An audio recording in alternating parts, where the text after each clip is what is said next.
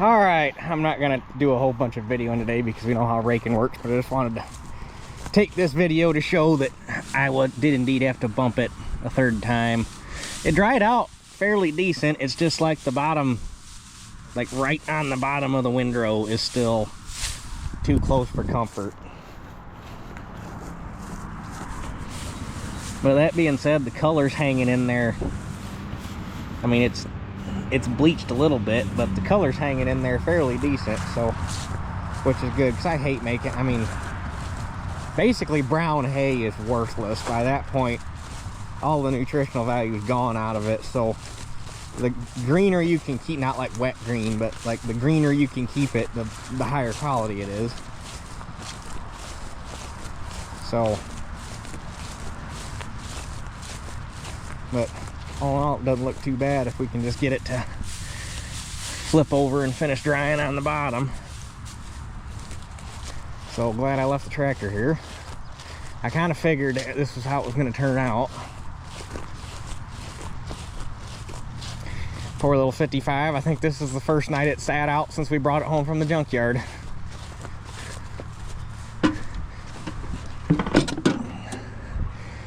Watch, now she's not going to start for punishment.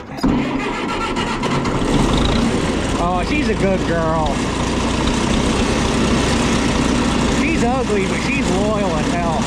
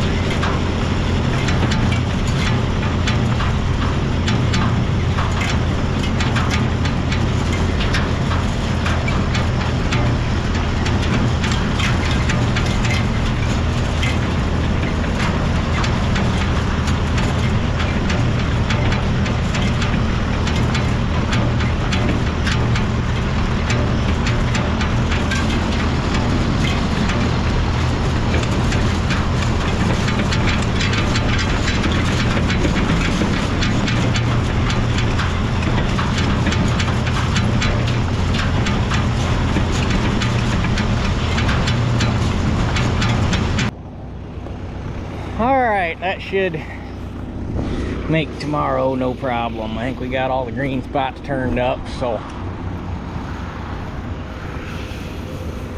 some of it, like this windrow down, probably damn near would have made today.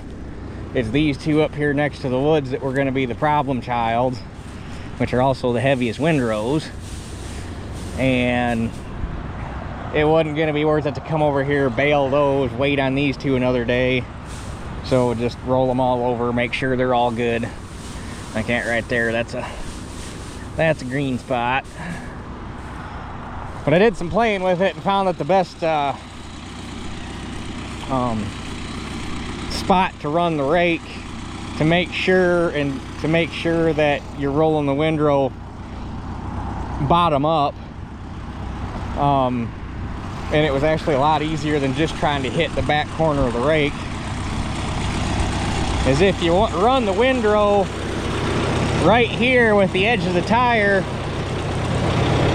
So if your windrow runs right here, near as I can tell from watching it, it actually flips the windrow about 1.5 times, and you end up with the bottom on top, and it kind of fluffs it a little better. So that's a lot easier than trying to just kick it with the tail end. So, but I noticed I lost a bolt out of one of my stripper bars there, so I'm gonna have to replace that. Really, most all the bolts in this rake need replaced. The nuts on them are getting kind of just from the fact that they're, you know, this rake could be from the mid 50s at the earliest. Actually, early 50s at the earliest, because in the late 50s they would have went to the other style rake with all the improvements. So, but anyhow, hopefully tomorrow she'll bail, so we'll catch you guys tomorrow. All right, we're finally gonna get that hay baled up today. I had to, well, obviously bumped it over 3 times. It finally dried out. It kept its color fairly good. I was impressed. But we got to get the baler out here. I've been working like the last, I think it's been almost 2 hours now since I got off of work, trying to figure out or work out the tire and rim debacle for my grain truck. I thought I had it sorted out. There's a place in Wisconsin that makes aftermarket rims to convert that truck to a 22.5, because basically that truck uses a pilot hub, but it's not a standard semi-pilot. It's a smaller, it's an 8 3/4 bolt circle and a 6 1/4 pilot. Found this place in Wisconsin that makes these rims. Great. Call them up. 370 a rim, which made me choke a little bit, but well, it needs to be done. Tells me the dimensions, 22.5 by 6 1/4, I think is what it was. 6 1/4, 6 3/4, something like that. I was like, man, that sounds kind of narrow, but I didn't think much of it. Now, this was a couple weeks ago. I called on them, and I was like, you know, because now that I got wheat and everything out of the way and we got some cash flow again, I was going to start working on that project. And I got to thinking about, it's like, man, those rims sound kind of narrow. I better call my tire guy and see what options I have available to me as far as tires before we go down this road of buying rims and getting this whole thing started. And there is, for a 6 or a 22.5 by 6 1/4 or 6, whatever it was, rim, can mount a 9R 22.5 or a 10R 22.5. Guess what's almost as hard to find as a 10-120? A 9R 22.5 and a 10R 22.5. Basically, for drive tires, I have a single option for a tire, and it's a China tire. And I cannot bring myself to do that. It is not even a really good looking tire. But anyway, and I'm thinking, what's the point of buying brand new rims for this truck to convert it to 22.5s if the new 22.5s are just as hard to find as a 10-120? That kind of defeats the purpose of putting different rims on it. At that point, you might as well just go to Miller Tire and fork out the money and buy the China 10-120s, and then you don't even got to buy rims, because that's the only way you can find a 10-120 anymore too, is it's China tire. But they will also custom build me a rim that's 8 1/4 by 22.5, which is a standard semi rim dimension, with the correct bolt, or with the correct center, with the correct pilot and bolt circle, to the tune of $570. But then that gets me to a standard 11R 22.5 low pro tire. So at least the tires are easy to find and plentiful. But I can't bite off the $570 a rim. I'd be at $2,400 just to get rims across the back of it.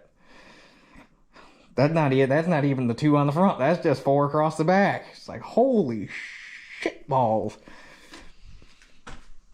And naturally, since it's got the small pilot, you can't just run a regular semi rim, because the pilot and the modern semi rims, the pilot's bigger and the bolt circle's bigger. And So yeah, I do know. I mean, you'd think, because I gotta believe the old 20-inch rims that Ford and Dodge used. I gotta believe all those old 20-inch rims were the same. I can't believe they had a bunch of different, but maybe they did. But I can't believe they had a bunch of different pilot and bolt circle diameters. You'd think a 20-inch truck rim would be a 20-inch trunk rim, but maybe not. But I can't believe that I mean, how many millions of those trucks are still on the road hauling grain and dump trucks and what? I mean, they ain't off the road yet. Those old body style Ford, especially the Fords and the Chevys, there are still millions of those things out there. I can't believe that there is nobody out there making a economical, affordable 22.5 conversion rim for them that you can run standard 22.5 tires. The only thing I gotta check, width-wise, an 11R 22.5, at least on paper, doesn't appear to be a whole lot, maybe like a fuzz wider than an inflated 10-120 over the crown of the crown of the sidewalls. So, and an 11R 22.5 is going to be more square, where a 10-120 is kind of more round. So, in theory, other than the offset in the rim on the 22.5 rims is going to be a little bit wider. In theory, a dual stack for an 11R 22.5 shouldn't be a whole lot wider than a dual stack for a 10-120. In theory. If it's too much wider, then you start running into room with getting too close to the frame with the tires. So tomorrow when I'm at work, I'm going to measure the dual stack on my boss's semi and see how much wider it is compared to my 10-120s, because that is going to dictate whether or not this is going to even work, period. Because if it won't, then at that point, if I'm going to do something, I might as well just shell out the cash for the Chinese 10-120s and put on it and keep my rims and avoid that cost. And just bite the bullet, but I'd prefer to not to, because I don't want to put China tires on it. I don't know why this has to be so hard. But anyway, that's my dilemma for the day, so we're going to get to baling hay. We got to get the baler out. I'm just going to use the 1950T because it's over here.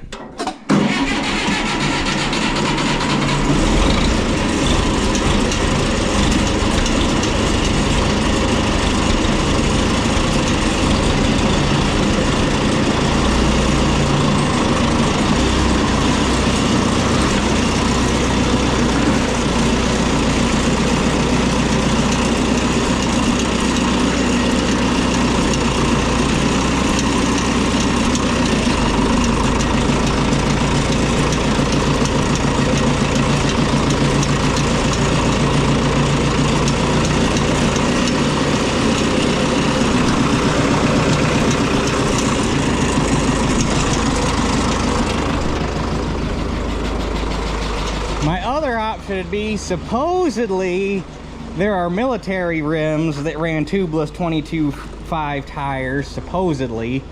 I haven't dug into it too far because that was the next step in the chain, but that will fit that bolt pattern, supposedly, if I could find some surplus. But don't quote me on that, because I just started to dig into that when I was like, I got hay to bale, we got to get going on that. So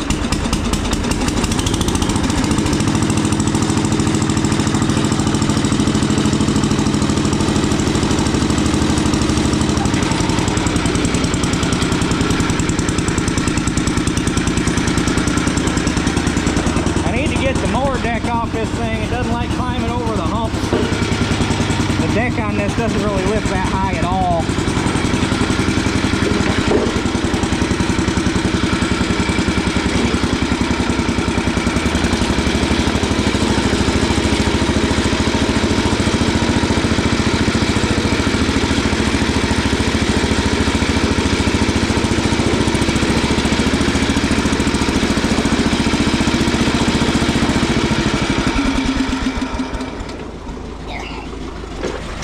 Okay, let me get this thing pulled out real quick. Okay, so real quick, while I ain't got nothing running, I'm going to explain something while it's quiet. So everybody knows, been having some knotter issues with this thing. Not super duper huge, obviously. I just made a bunch of straw with it. Basically just enough to be annoying more than anything. So after I got done with straw, there was an afternoon where I didn't have a whole lot going on, so I took the afternoon and pulled this thing up by the tool shed and just went over it because I had to service it anyway. I've already been through and greased it and everything. But I sat down, found a really good video on YouTube about knotter adjustments and what to look for and what kind of how to diagnose stuff. Actually, it was a British guy working on an old New Holland 66 Hayliner, which for the most part, other than a few minor tweaks to make them their own, so that just enough to make sure that you can't interchange parts, these are New Holland knotters. John Deere, New Holland knotters. Case, New Holland. Everybody basically, it basically New Holland knotters. And actually, technically, New Idea is technically the first company to successfully make a automatic self-tying square baler. A lot of people think it's New Holland. It's actually not. It was New Idea. But New Holland took the idea and ran with it, and they're the ones that made square balers what they are today. But anyway, for the most part, other than there was a Massey Ferguson knotter that they put their own twist on it, and I guess it didn't go over very well, and I guess it wasn't that good of a knotter system. But for the most part, everybody, I mean, they're other than like I say, certain twists to make them their own, everybody basically copied New Holland knotters. So it doesn't really matter what baler you're working on. For all intents and purposes, all the adjustments fly the same. The adjustment locations might be a little different, but it's basically the same. So basically I copied what he did. And basically what he did was he took some bungee straps and pulled back on the twine to simulate bale tension and just latched them on the back of the bale chamber, pulling ahead. And then tripped the knotters and turned them over by hand and ran through the process of everything. And basically and it was really good advice. I mean, it kind of holds true. If you can get a knotter to tie a knot rolling the baler over by hand, they'll tie a knot running at PTO speed, because baler knotters are not made to work slow. They are made to work running the baler at speed. So if they'll make a knot just turning the flywheel over really slow, they're going to tie a knot at speed. Basically in the process of that, twine disc adjustment's good. It's not the twine's not slipping out of the twine discs. They're picking up fine. The knives, which I figured were dull, they're just fine. I mean, you can just barely turn that flywheel over while you're coming into the cut cycle, or cut and strip cycle, and you can hear it like bacon sizzling as it cuts every strand. And if the knives will cut going that slow, they'll cut coming through at speed. The stripper arm tension or stripper arm clearance is spot on. It's right where it needs to be. The only thing I found that was too tight was the bill hooks.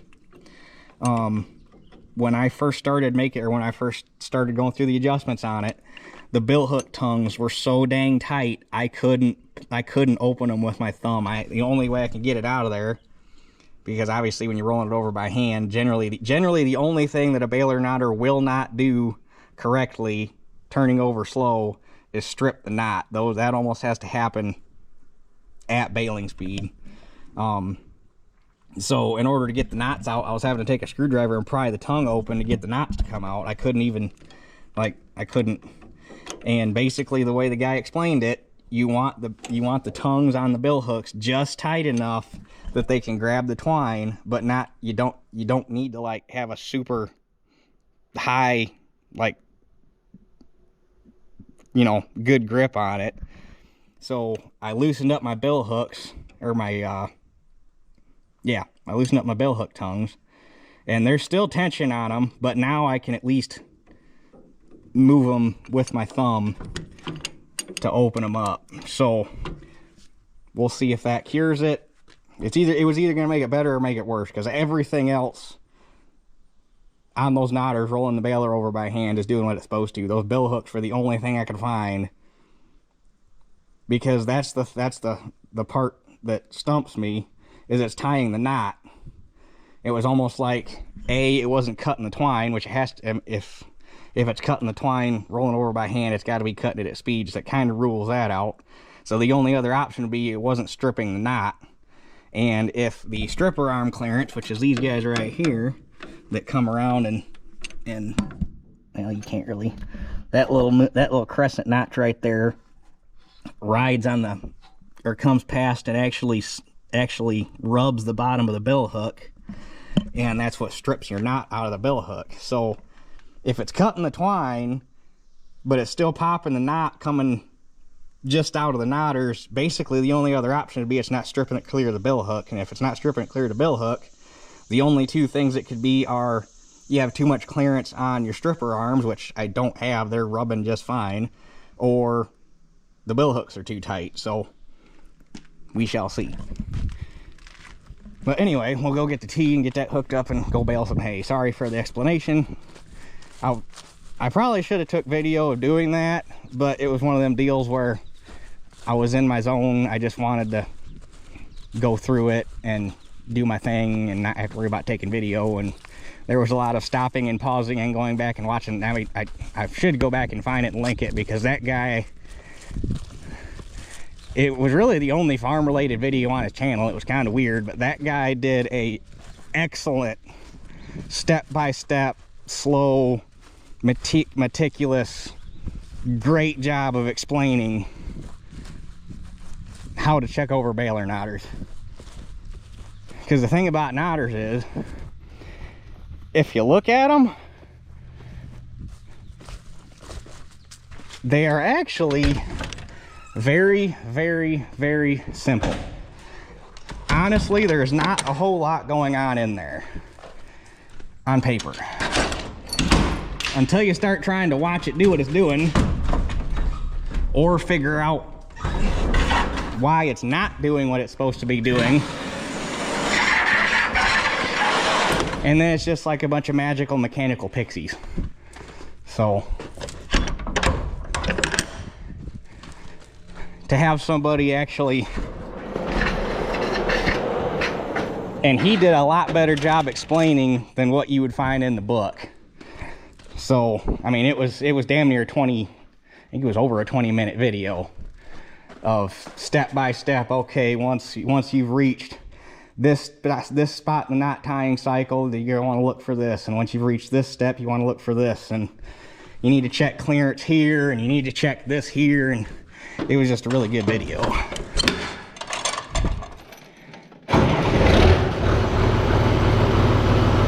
So let me get hooked up and we'll meet you over at the field, because I've done enough talking over here.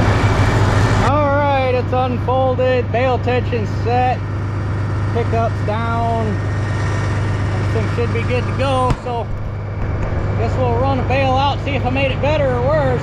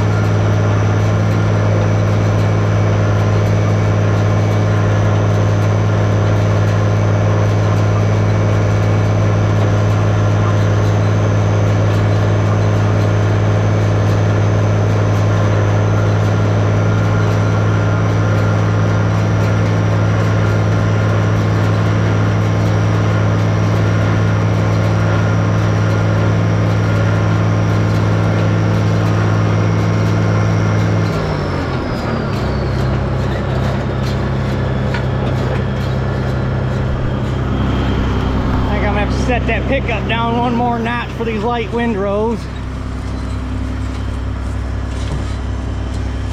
that one's got to be rebaled. Took her a minute to pick up bale tension.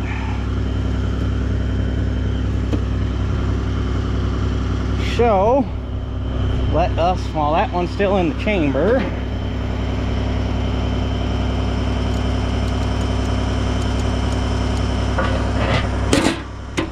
hopefully that's the only time we got to do that.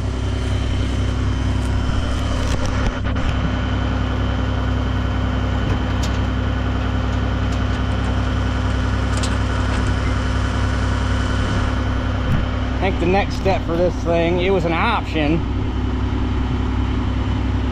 but you hardly ever see them on the 60s and the 60s. Actually, I'm not even sure if the 720 I used to be part owner of had it, but the next step would be to build a gauge wheel for the pickup so you don't run the chain, you just set it and it floats. So,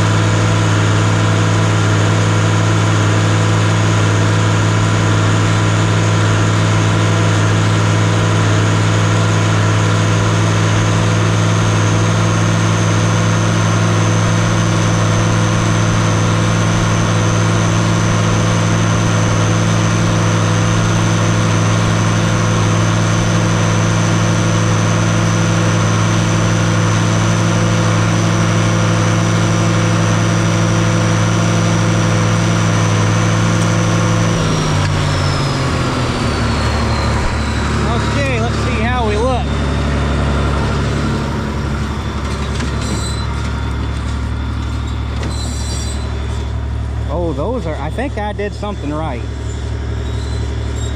because the tails are a lot longer and the bales are a lot more square.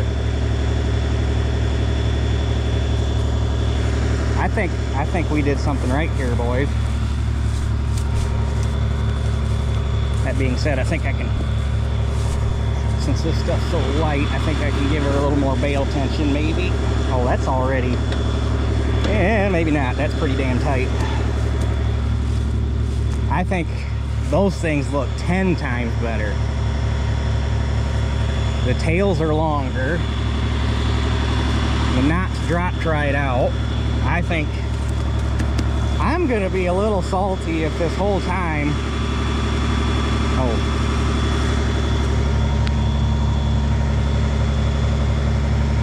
well, no wonder. We need to get that up where it belongs.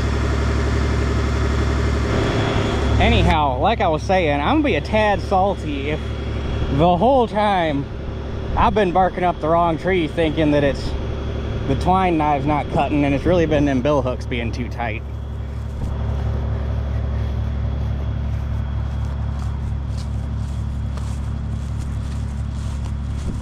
But I'm gonna You know what, screw it, I gotta come back down here to pick up them windrows anyway. I'll take care of that bale then. But those are good looking bales. I think I'm onto something. Fingers crossed she keeps knocking them out.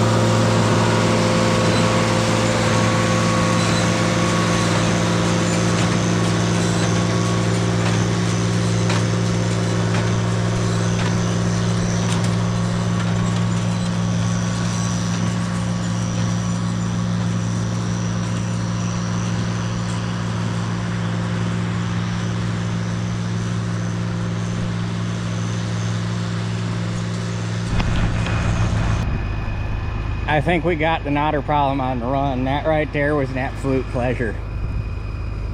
She just didn't miss a lick. Like I say, the tails on the knots are a lot longer, like they're supposed to be. Just everything about this is just so much better. The bales, I don't have any banana bales coming out. Before, you'd have bales coming out that are a little which would probably be from you having one twine or one loop of twine get caught on one bill hook, and it comes out and it does this coming out of the chamber. The bales are plenty heavy. They're nice and dry. Color on them isn't terrible.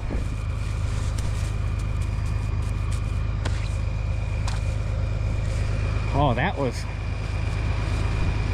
Now I wish I had another 10 acres to bale, if it's going to keep not punching them out like that. Granted, it wasn't a super huge test, but 22 bales with 2 in the chamber. I was hoping for 30, but now, well, you can't get everything.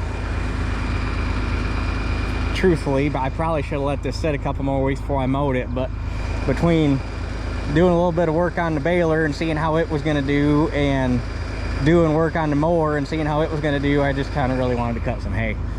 So next go around, especially if we don't get any rain, it's probably going to be in December, or not December, September. We have a hard time cutting hay in December, although it wouldn't be too awful hot getting it up off the field. But I think raising the cutter bar up on the mower helped a lot too, because this stuff's already starting to come back. It's already got some new growth on it, and it's just been 5 days, so. But that makes me feel good. Hopefully that solves our problem. If it was just something, I mean, it kind of ticks me off that I've been barking up the wrong tree this whole time, but if it was just something as simple as that, you know what, I'll take the win. So anyhow, I'm gonna go home and get this thing put away, hook onto the trailer, come over here, get these bales off the field, get that put away, and put this video up and call her a night. And I don't know what the rest of the week's gonna hold. We're supposed to, fingers crossed, hopefully we get some rain tomorrow, because we're kind of the point where we need it again. So anyway, I guess with that being said, that's it for this one. We'll catch you guys on the next one.